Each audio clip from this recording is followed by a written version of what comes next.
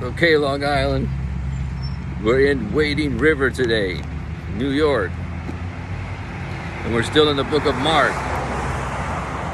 Mark chapter 14, verse 1. And after 2 days was the feast of the Passover and of unleavened bread, and the chief priests and the scribes sought how they might take him by craft and put him to death. Okay.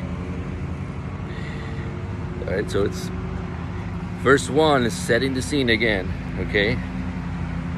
After 2 days, so it's continuing from chapter 13, it's saying after 2 days. The feast of Passover and of unleavened bread is coming up. And so the chief priests and the scribes are like, we got to get this guy quick, you know? And he's taken by craft, so craftiness, deceitfulness. To put him to death, they want to put him. Okay? We're talking about Jesus now. They want to put Jesus to death by any way, any means necessary. And in verse 2, but they said, not on the feast day, lest there be an uproar of the people.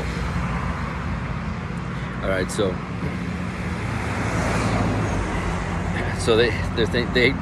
they're always making these council meetings, right? We're figuring out what the best thing is to do, right? So they say, oh, we better not do it on the feast day because there'll be too many people around, you know, cause an uproar.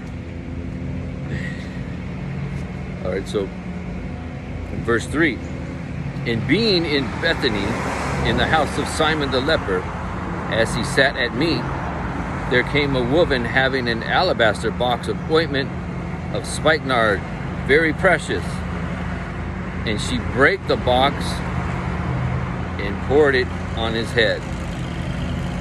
All right, so it's saying, verse 3, like, meanwhile, Jesus is over here in the house of Simon the leper, and the woman with the alabaster box of ointment, she's going to come pour it on his head and anoint him.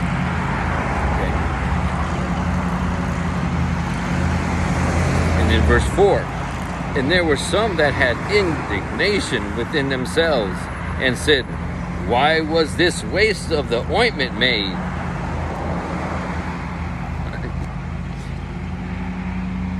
So some are like getting upset, like, why is this woman wasting all this precious ointment, you know, putting it on Jesus? Okay, you know, they call it waste.